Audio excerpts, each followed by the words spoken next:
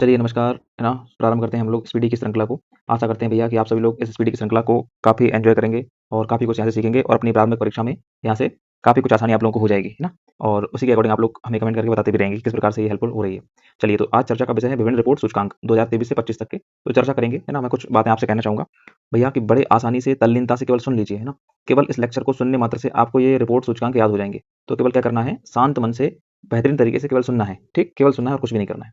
चलो। तो सबसे पहली बात है कि सतत व्यापार सूचकांक की चर्चा यहाँ पर हुई है। बोलो। अच्छा, थोड़ा-थोड़ा गुनगुनाते भी रहना है, हाँ? सुनने के साथ-साथ थोड़ा-थोड़ा गुनगुनाना भी है। तो सतत व्यापार सूचकांक की चर्चा है। बोलो कौन-सी चर्चा है? सतत व्यापार सूचकांक की चर्चा है। यहाँ पर एक शब्द आया है सतत व्यापार। बोलो क्या शब्द आया है? सतत व्यापार। यहाँ पर एक शब्द आया है सतत व्यापार। तो सतत व्यापार शब्द अगर आया है तो तुम मेरे को एक बात बताओ कि व्यापार करने से रिच होते हैं कि नहीं होते? हाँ भैया, रिच तो होते हैं व्यापार करने से। अगर व्यापार करने से रिच होते हैं तो तुम मेरे को एक बात बताओ कि क्या व्यापार फिर हमें 2-3 नहीं करना चाहिए? 2-3 नहीं करना चाहिए? करना चाहिए। अगर भैया व्यापार करने से तुम लोग रिच हो रहे हो तो तुम्हें तो 2-3 व्यापार करना चाहिए। बिल्कुल सही बात है, 2-3 व्यापार करना चाहिए, ये बात तो बिल्कुल सही है। तो देखो भैया रिच हो रहे हो तो इसका मतलब क्या है, हिंडरिच फाउंडेशन और आईएमडी के द्वारा जारी किया जाता है। और 2-3 करना चाहिए तो तुम्हारा 2-3 ही स्थान है, यानी कि 23वां स्थान है ना? कौन-सा स्थान है? 23वां तुम्हारा स्थान है और 24 में भी तुम्हारा स्थान 23वां ही था, ठीक? और अच्छा याद रखना कि शीर्ष देश कौन है? तो यूनाइटेड किंगडम है। अरे यूके वाले व्यापार करने के लिए बड़े फेमस हैं, ठीक? तो क्या तुम एक बात बताओ मेरे को कि सतत व्यापार सूचकांक 2025 तुम्हें याद हुआ कि नहीं हुआ? अरे व्यापार करना चाहिए कि नहीं करना चाहिए? व्यापार से रिच होते हो तो 2-3 व्यापार कर लेना और यूके उसमें टॉपर है। चलो, अब अगला है भैया क्या? वैश्विक भूख सूचकांक। क्या है? भूख सूचकांक। यहाँ पर एक शब्द है भूख। क्या शब्द है बोलो? भूख शब्द आया है। क्या शब्द आया है? भूख एक शब्द यहाँ पर आया है। भूख का मतलब क्या है भैया? तो थोड़ा-सा सुनो कि भूख की अगर बात है तो मैं तुमसे कहता हूँ कि भैया तुम लोग क्या करो, तुम लोग जो ₹101 का दान मंदिर में करके आते हो, जो तुम लोग ₹101 का दान मंदिर में करके आते हो, उसकी जगह तुम लोग ₹102 जो है वो किसको दो? भूखे लोगों को दो। तुम जो ₹101 का मंदिर में दान करके आते हो, उसकी जगह तुम ₹102 किसको दो? तुम भूखे लोगों को दो। तो भैया ये भूख सूचकांक हो जाएगा। क्या हो जाएगा? भूख सूचकांक, है ना? तो वैश्विक भूख सूचकांक ये हो जाएगा और इसको जारी करती है बेल थुंगर हिल्पे। अब यहाँ पर भैया कैसे याद करेंगे कि इसको बेल थुंगर हिल्पे ही जारी करती है। तो बेल थुंगर हिल्पे के लिए देखो जो भूख होता है उसके लिए अंग्रेजी का एक शब्द होता है हंगर। क्या होता है? हंगर। और यहाँ पर देखो लिखा है थुंगर। तो थुंगर और हंगर मिलते-जुलते हैं तो हो जाएगा। तो बेल थुंगर हिल्पे। बोलो क्या? बेल थुंगर हिल्पे। थोड़ी-सी मेहनत आपको सारी चीज़ें याद करा देगी। केवल बोलना है बेल थुंगर हिल्पे जर्मन की संस्था जो कि वैश्विक भूख सूचकांक को जारी करती है और इसमें मैंने तुमसे ₹102 खर्च करवा दिए। तो 102वीं रैंक इसमें तुम्हारी लगी है। और टॉपर कौन है? तो आर्मेनिया है। कौन है? आर्मेनिया है, ठीक है? और 2024 में तुम्हारी कितनी रैंक थी? 105वीं रैंक थी। तो भैया ये तुम्हें वैश्विक भूख सूचकांक याद हो गया, इसमें टॉपर कौन है? आर्मेनिया टॉपर है ना? तो आर्मेनिया टॉपर है। हमने तुमसे कहा कि भैया ₹102 खर्च करो, ₹102 भूखे लोगों को दो, तुमने क्या कहा? यार मैं नहीं दूँगा, है ना? तो यार मैं नहीं दूँगा यानी कि आर्मेनिया। तो आर्मेनिया कैसे साउंड कर रहा है? यार मैं नहीं दूँगा, यार मैं नहीं दूँगा, है ना? आर मैं नहीं दूँगा। तो इस तरह से भैया तुम्हें 2 बहुत अच्छे से याद हो गए हैं। देखो, हमें केवल सुनना है और सुनकर ही इस प्रकार से रटना नहीं है ना? इस प्रकार से याद करना है ताकि हम प्रीलिम्स में जब देखें तो बिल्कुल सीधा मतलब एक बार देखने में आंसर दे दें। अब अगला है हेनले पासपोर्ट इंडेक्स। भैया देखो, बात है पासपोर्ट्स की तो तुम मेरे को बताओ पासपोर्ट्स तुम लोगों को चाहिए है ना? लेकिन एक बात बोलो मेरे साथ कि क्या जो पासपोर्ट्स है, क्या जो पासपोर्ट है भैया, है ना? क्या जो पासपोर्ट है, जिस पासपोर्ट की तुम लोग चर्चा कर रहे हो, ये पासपोर्ट की ज़रूरत सबसे ज़्यादा किसको होती है? क्या सिंगर लोगों को नहीं होती बोलो? अरे सर सिंगर लोगों को ही तो इसकी बहुत ज़्यादा ज़रूरत होती है, क्योंकि सर वो सिंगर लोग जो हैं, वो बाहर जाते हैं, तो उन्हें पासपोर्ट की ज़रूरत पड़ती है ना? वो क्या है, फ़ॉरेन कंट्रीज़ में जाते हैं तो उनको ज़रूरत पड़ती है। तो यहाँ पर हेनले पासपोर्ट इंडेक्स आया है और याद रखना कि इस हेनले पासपोर्ट इंडेक्स में सिंगापुर क्या है टॉप पर है, तो सिंगर लोगों को क्या होती है, ज़्यादा ज़रूरत होती है और हेनले एंड पार्टनर्स को क्या करती है, जारी करती है। तुम पासपोर्ट पासपोर्ट क्यों ले रहे थे? क्योंकि तुम्हें पार्टनर के साथ बाहर जाना था। पासपोर्ट क्यों बनवा रहे हो? क्योंकि पार्टनर के साथ तुम्हें कहाँ जाना है? बाहर जाना है। सिंगर लोगों को ज़्यादा ज़रूरत पड़ती है ना? ठीक है। अच्छा स्थान कौन-सा आया है? तो भैया 85वां स्थान आया है। कौन-सा स्थान आया है? 85 कौन-सा आया है? स्थान आया है। अब तुम्हें याद करना है हेनले पासपोर्ट इंडेक्स में भारत का रैंक कौन-सा है? 85वां है। लास्ट टाइम जब अपन लोगों ने पढ़ा था तो मैंने कहा था कि 88 यानी कि भैया 8-8 यानी कि 60 हैं जिन लोगों के जो बाहर जा रहे हैं, है ना? जो विदेश जा रहे हैं तो उनको पासपोर्ट की ज़रूरत है। लेकिन इस बार भैया तुम्हारा स्थान हो गया 85वां। क्या हो गया? 85वां हो गया। तो तुम लोग भैया 88 से घटकर 85 पर आ गए और याद कर लेना कि घर में जो है जब तुम लोग 10वीं कक्षा में थे, तुमसे कहा गया था 10वीं 12वीं कक्षा में कि तुम लोग केवल 85% बना लो।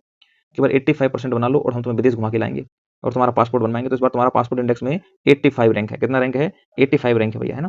तो 85 रैंक लगा दी तुम लोगों ने किसमें? हेनले पासपोर्ट इंडेक्स में। ठीक? हेनले पार्टनर्स जारी करती है और सिंगापुर टॉप पर है। ठीक है? आगे चलो। हर चीज़ को रिकॉल करेंगे, तुम्हें केवल क्या ध्यानपूर्वक सुनना है। आर्थिक स्वतंत्रता सूचकांक की चर्चा करेंगे भैया। आर्थिक स्वतंत्रता सूचकांक की। तो आर्थिक स्वतंत्रता सूचकांक में जो जारी करने वाला संस्था है वो है द हेरिटेज फाउंडेशन।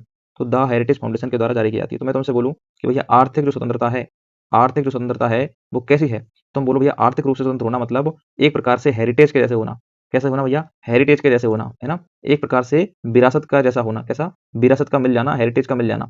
किसका मिल जाना? हेरिटेज का मिल जाना। तुम लोग ऐसे याद कर लो, है ना? तो आर्थिक स्वतंत्रता सूचकांक है। फिर ऐसे कर लो भैया कि आर्थिक रूप से स्वतंत्र होने में कोई हेजिटेशन नहीं होनी चाहिए। कोई भी हेजिटेशन या ये हेरिटेज लिखा है तो हेजिटेट कर लो। तो आर्थिक रूप से स्वतंत्र होने में बिल्कुल भी हमें हेजिटेट नहीं होना चाहिए, है ना?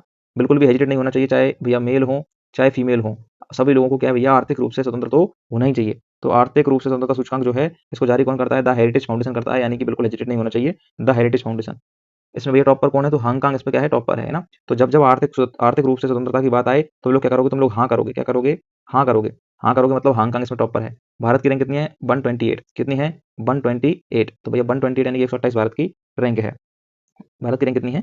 128 यानी कि 128 भारत की रैंक है ना। चलो, तो 128 इसमें रैंक है। अब मैंने तुम्हें याद करा दिए हैं चार। अब चार के चार तुम्हें क्या करना है? रिकॉल करना है। तो भैया अपनी अपनी क्या करो? अपनी अपनी आंख बंद करो और मैं केवल बोलूंगा और तुम्हें वो सोचना है। सतत व्यापार सूचकांक, बोलो जल्दी से, सतत व्यापार सूचकांक। तो भैया तुम्हें पता है कि व्यापार करने से रिच होते हैं, तो हेनरिच फाउंडेशन के द्वारा जारी किया जाता है। यूनाइटेड किंगडम टॉपर है, भारत भैया 23वें स्थान पर है, यानी कि 2-3 व्यापार करना चाहिए। वैश्विक भूख में मैंने तुमसे कहा कि बेल्थुंगा रिल्पे जर्मन की संस्था, आर्मीनिया इसमें टॉपर है, 102 तुम्हारा रैंक है, 102। मैंने तुमसे 102 रुपए किसको? भूखे लोगों को दिला दिए। पासपोर्ट में मैंने तुमसे कहा 85% बनाओ, तो तुम्हारा पासपोर्ट बनवाएंगे। और पासपोर्ट बनवाएंगे और उसमें सिंगर जो है टॉप पर है, सिंगापुर टॉप पर हो जाएगा, है ना। और पार्टनर्स के साथ जा रहे हो तो हेनले पार्टनर्स इसको जारी करता है। आर्थिक स्वतंत्रता में मैंने तुमसे कहा कि भैया बिल्कुल हेजिटेट मत होना, मतलब कि हेरिटेज फाउंडेशन जारी करता है।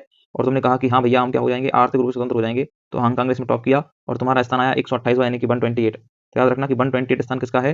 128 स्थान जो है भैया वो किसका हो जाएगा? आर्थिक रूप से स्वतंत्रता सूचकांक में भारत का हो जाएगा। 128 स्थान है ना, 128।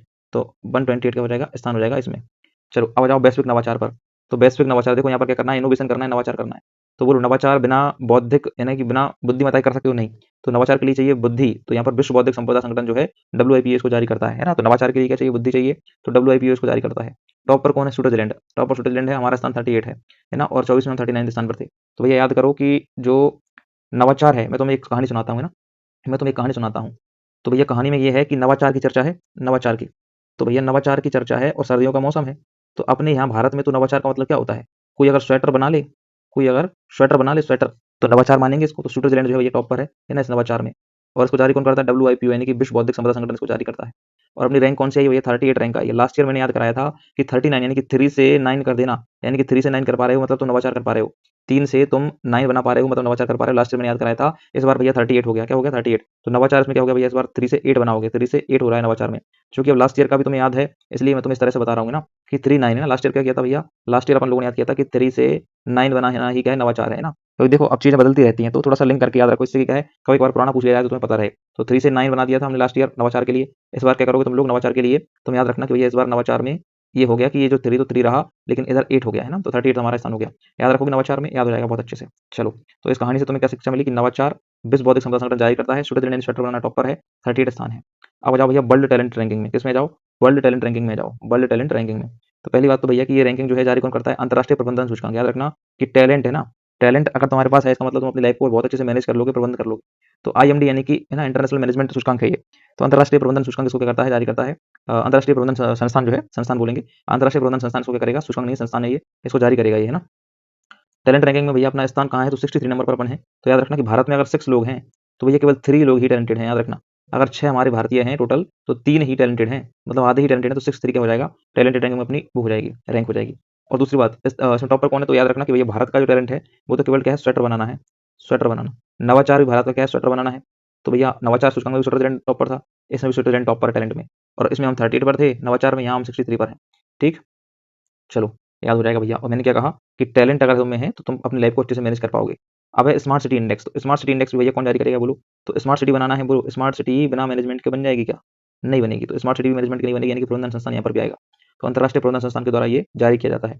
चलो अब भैया इसमें तुम अपनी क्या देख लो? रैंक देख लो। तो इसमें याद रखना है दिल्ली 104वें स्थान पर है, मुंबई 106वें स्थान पर है। तो दिल्ली 104वें स्थान पर है और मुंबई 106वें स्थान पर है ना। और ज्यूरिख स्विट्जरलैंड क्या है? इसमें टॉप पर है, ज्यूरिख स्विट्जरलैंड। तो स्मार्ट सिटी में भैया कौन टॉप पर है? तो याद रखना ज्यूरिख स्विट्जरलैंड इसमें टॉप पर है, ज्यूरिख। ज्यूरिख स्विट्जरलैंड इसमें क्या है? टॉप पर है। तो याद रखो कि भैया स्मार्ट सिटी है ना, तो एक स्मार्ट सिटी में तुम लोग गए, एक स्मार्ट सिटी में तुम लोग क्या भैया गए। तो स्मार्ट सिटी में तुम लोग गए, तुमने वहां देखा काफी अच्छी स्वेटर वहां मिल रही थी, काफी अच्छी स्वेटर्स वहां मिल रही थी, है ना। ज्यूरिख में, कहाँ पर? ज्यूरिख में। और भैया मैं तुम्हें बता दूं कि इसमें जो रैंक है, तो तुम्हारी दिल्ली की रैंक कितनी है और मुंबई की रैंक कितनी है? देखो, दिल्ली यानी कि दिल्ली से कौन है? विराट है। विराट लगाता है केवल चौका, तो 104 रैंक मिली है उसको। मुंबई से रोहित शर्मा आता है और वो लगाता है 6, तो 106 रैंक उसको मिली है ना। तो याद रखना भैया मुंबई वालों को क्या है? 6 रैंक। और इनको दिल्ली वालों को 4 रैंक, यानी 104 रैंक। तो 104 और 106, तुम्हें ये भी बहुत अच्छे से याद हो जाएगा। कौन सा? दिल्ली को 104, मुंबई को 106, ज्यूरिख स्विट्जरलैंड और स्मार्ट सिटी इंडेक्स। तो यहाँ तक का तुम्हारा भैया काम बन गया, यहाँ तक का, है ना। सतत व्यापार 2 3 4 5 6 7, ये 7 बिंदु तुमने याद कर लिए। और बहुत अच्छे से तुम क्या करोगे? अपना हाथ रखोगे इस तरफ, है ना। इस तरफ और इस तरफ और रिकॉल करोगे, ठीक?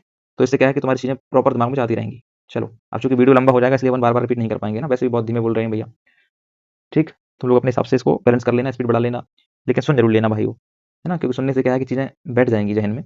तो ग्लोबल एआई सिटी इंडेक्स की चर्चा कर रहे हैं, ग्लोबल एआई सिटी इंडेक्स की। तो याद रखना कि ग्लोबल एआई सिटी इंडेक्स जो है, ये काउंटर पॉइंट रिसर्च के द्वारा जारी किया जाता है, counter point research, global AI city index. इसमें सिंगापुर टॉप पर है और बेंगलुरु 26वें स्थान पर इसमें आया है। बेंगलुरु हमारा 26वें स्थान पर इसमें आया है। तो ग्लोबल एआई सिटी इंडेक्स में क्या हुआ है भैया, इसको जारी करने वाला है कौन? काउंटर पॉइंट रिसर्च, है ना? तो काउंटर पॉइंट देखो, ग्लोबल एआई सिटी इंडेक्स की हम जब बात कर रहे हैं, एक इंडेक्स है कौन सा? Global AI city. देखो, आर्टिफिशियल इंटेलिजेंस की चर्चा है यहाँ पर, एआई सिटी की इंडेक्स की चर्चा है। तो ये देखो, एआई में क्या है, हर चीज़ आजकल काउंटर हो सकती है। एआई के ज़माने में सारी चीज़ें आजकल काउंटर हो सकती हैं, सारी चीज़ें काउंटर हो की जा सकती हैं। तो ग्लोबल एआई सिटी इंडेक्स कौन जारी करता है? काउंटर पॉइंट रिसर्च जारी करता है। टॉप पर कौन है भैया? टॉप पर सिंगापुर ना। देखो, तो आजकल सिंगर लोग जो है वो क्या कर रहे हैं, वो ग्लोबल एआई सिटी में जा रहे हैं। कहाँ जा रहे हैं? ग्लोबल एआई सिटी में जा रहे हैं, ग्लोबल एआई सिटी में अपना प्रोग्राम रख रहे हैं ना। तो इसके लिए उनको क्या है, पासपोर्ट की जरूरत भी पड़ती है। तो तुमने ऊपर पासपोर्ट वाला भी देखा था, उसमें भी सिंगापुर टॉप पर था, और यहाँ पर भी तुम लोग देख रहे हो कि सिंगापुर ही टॉप पर है ना। और काउंटर पॉइंट रिसर्च जिसको जारी करता है, और याद रखना कि तुम्हारे बेंगलुरु का जो इसमें स्थान है वो 26वां है। बेंगलुरु का स्थान कौन सा है भैया? 26वां है ना। तो ग्लोबल एआई सिटी में तुम्हारा बेंगलुरु कौन से स्थान पर है? 26वें स्थान पर है, 26 स्थान पर है ना। चलो, आगे बढ़ो भैया, और अगला पकड़ो कौन सा? विश्व प्रतिस्पर्धात्मकता सूचकांक। तो विश्व प्रतिस्पर्धात्मकता सूचकांक 2025 में, देखो प्रतिस्पर्धा है, देखो प्रतिस्पर्धा अगर है ना, अगर क्या है कंपटीशन है, तो बहुत मैनेज करके चलना पड़ेगा, बहुत मैनेज करके चलना पड़ेगा, यानी कि प्रबंध करके चलना पड़ेगा, है ना। तो ये प्रबंधन संस्थान जारी करेगा, सिंगापुर है ना। तो देखो, सिंगर लोग जो है वो क्या है, उनको उनमें भी प्रतिस्पर्धा रहती है। सिंगिंग में भी आजकल क्या है, बहुत सारी प्रतिस्पर्धा है। तो विश्व प्रतिस्पर्धात्मक सूचकांक प्रबंधन संस्थान के द्वारा जारी किया जाता है, और सिंगापुर इसमें टॉप पर है, और भारत की रैंक इसमें 41 है। कितनी रैंक है? भारत की इसमें 41 रैंक है। कितनी रैंक है?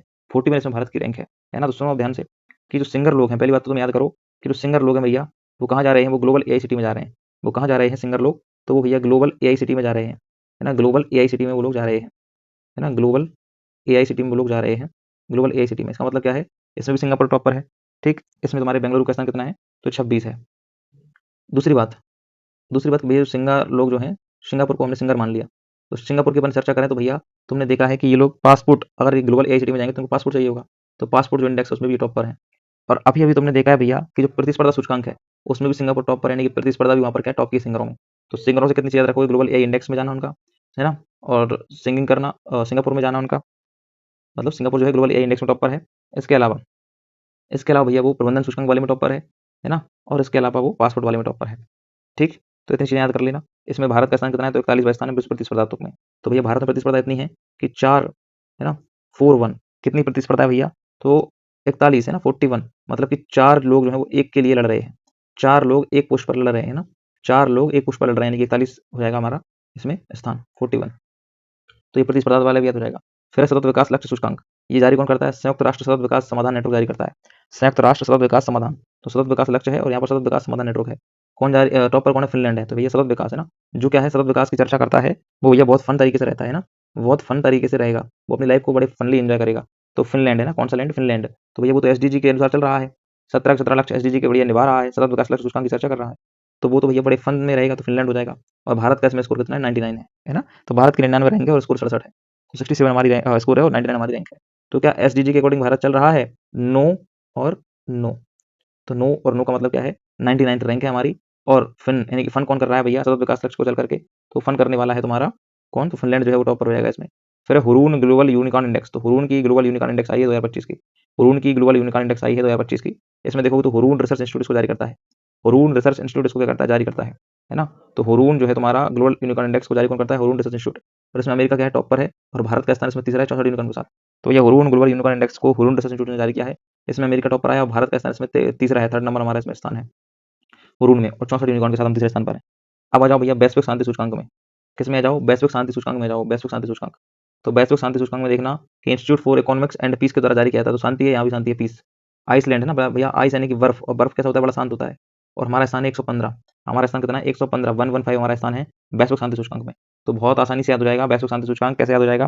कि शांति की चर्चा है, और शांति की चर्चा है तो भैया पीस के द्वारा जारी किया जाएगा, institute for economics and peace. और याद रखना कि आइस जो होता है, आइस आइस भी बड़ा शांत होता है, बर्फ। और 115 हमारा स्थान है, 115 हमारा क्या है? स्थान है 115। चलो, फिर भैया तुम्हारा वैश्विक ऊर्जा है ना, वैश्विक ऊर्जा वाला है, वैश्विक ऊर्जा संक्रमण सूचकांक। तो यहाँ पर ऊर्जा की चर्चा है, ये विश्व आर्थिक मंच के द्वारा जारी किया जाता है। तो विश्व आर्थिक मंच का मतलब क्या है? विश्व आर्थिक मंच भैया, जैसे ही अर्थव्यवस्था की बात आती है तो क्या ऊर्जा आ जाती है, क्या आ जाती है? ऊर्जा आ जाती है ना। तो विश्व आर्थिक मंच के द्वारा वैश्विक ऊर्जा संक्रमण सूचकांक जारी किया जाता है। और स्वीडन, स्वीडन इसमें टॉप पर है और 71 तुम्हारा स्थान है, 71वां स्थान है ना, स्वीडन टॉप पर है। तो ऊर्जा की बात कर रहे हैं भैया, ऊर्जा है ना, विश्व आर्थिक मंच ऊर्जा, तो ऊर्जा वाली बातें कैसी लगती हैं? स्वीट लगती हैं, यानी कि स्वीडन जो है टॉप पर हो जाएगा। स्वीट लगती है ना भैया ऊर्जा वाली बातें, विश्व ऊर्जा संक्रमण सूचकांक। तो भैया इसमें क्या है, स्वीट लग रही स्वीडन इसमें टॉप पर है और भैया 7 तो 7 1 है ना, 7 1 इसमें क्या हो जाएगा 71। तो 71वां भैया अपना भारत का स्थान हो जाएगा, 71वां भारत का स्थान हो जाएगा विश्व ऊर्जा संक्रमण सूचकांक में, है ना। यहीं तक आज की चर्चा जारी रखते हैं और फिर अगला जो लेक्चर रहेगा उसमें जो बचा हुआ है उसकी चर्चा कर लेंगे, जिससे क्या है कि 2 भागों में आपके पास ये चले जाएंगे और काफ़ी अच्छे तरीके से आप लोग उसको याद कर पाओगे। अगले लेक्चर में हम क्या करेंगे, इससे संबंधित जो अभी परीक्षा में प्रश्न पूछे गए हैं उन प्रश्नों को भी ऐड कर देंगे, है ना। तो बस आप केवल देखते रहिए और सुनते रहिए, इस प्रकार से सारा स्पीडी आपको मिल जाएगा, है ना। अच्छा, अगर आपको हेल्पफुल लगता है तो कमेंट जरूर करें और आपके जितने भी स्टडी से रिलेटेड ग्रुप हैं उनमें से शेयर जरूर करें, है ना। शेयर जरूर करें, देखो वैसे हम नहीं बोलते लेकिन अगर आप करोगे तो अच्छा लगता है, ठीक। मेहनत करने में मजा आता है। Thank you.